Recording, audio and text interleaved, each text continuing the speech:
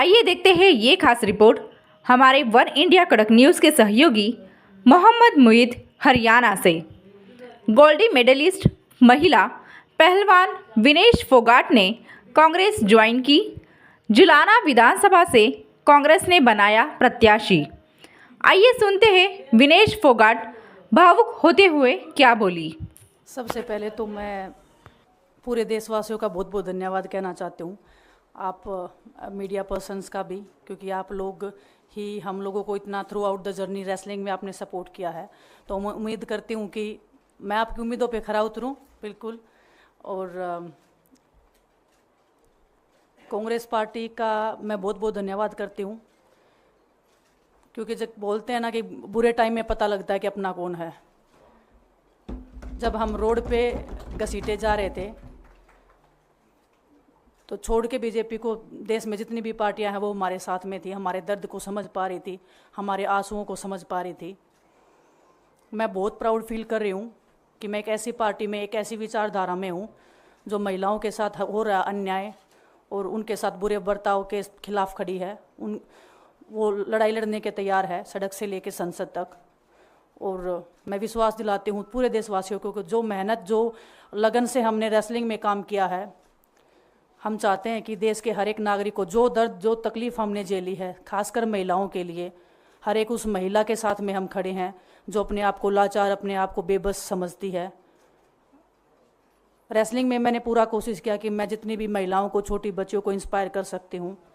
मैं चाहती तो मैं जंतर मंतर पे रेसलिंग छोड़ सकती थी, और सभी लोग भी मान रहे थे, पूरा देश इस चीज़ को विश्वास कर रहा था, क्योंकि बीजेपी आईटी सेल ने उस चीज़ को साबित करने की कोशिश की थी कि हम चले हुए कारतूस हैं, हम ख़त्म हो गए हैं, हम पॉलिटिक्स कर रहे हैं। उन्होंने बोला मैं नेशनल नहीं खेलना चाहती, मैंने नेशनल चैम्पियनशिप खेला। उन्होंने बोला ये ट्रायल्स दे के नहीं जाना चाहते, मैंने ट्रायल्स भी दिया। उन्होंने बोला कि ओलंपिक्स लेवल तक नहीं जाना चाहते, मैं ओलंपिक्स में गई, मैं फाइनल्स में गई। अनफॉर्चुनेटली परमात्मा को कोई और चीज़ मंजूर होगी। एक चीज़ मुझे पता है कि जब मेहनत आप करते हो तो ज़रूरी नहीं कि आपको उसी दिशा में मिले, कई बार दूसरी चीज़ों में भी आपको वो फल मिल जाता है। और परमात्मा ने मुझे मेरे देश के लोगों की सेवा करने का जो मौका दिया है, वो मैं मानती हूँ कि उससे बड़ा पुण्य का काम कोई नहीं हो सकता है। मेरे लिए बहुत प्राउड की बात है। बहुत एक मैं नई पारी की शुरुआत कर रही हूँ आज से। मैं चाहती हूँ कि जो हमने फेस किया एज ए खिलाड़ी होने के नाते, उन सब खिलाड़ियों को वो चीज़ ना फेस करनी पड़े। हम उनकी लड़ाई में साथ हैं। शायद उनको आज हिम्मत मिले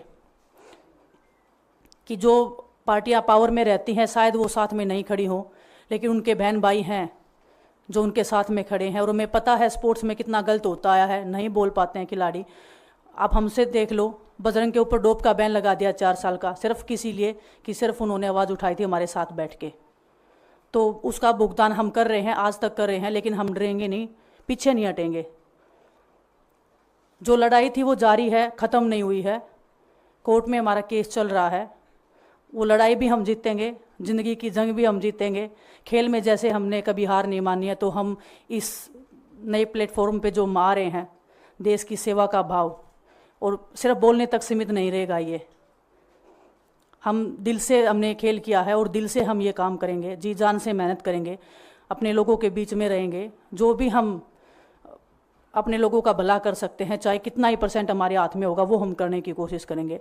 और मैं अपनी बहनों को बताना चाहती हूँ कि आपकी बहन आपके साथ में है। किसी भी मुसीबत में, किसी भी पल, किसी भी क्षण आप ऐसे मत समझना कोई भी आपके साथ में नहीं है।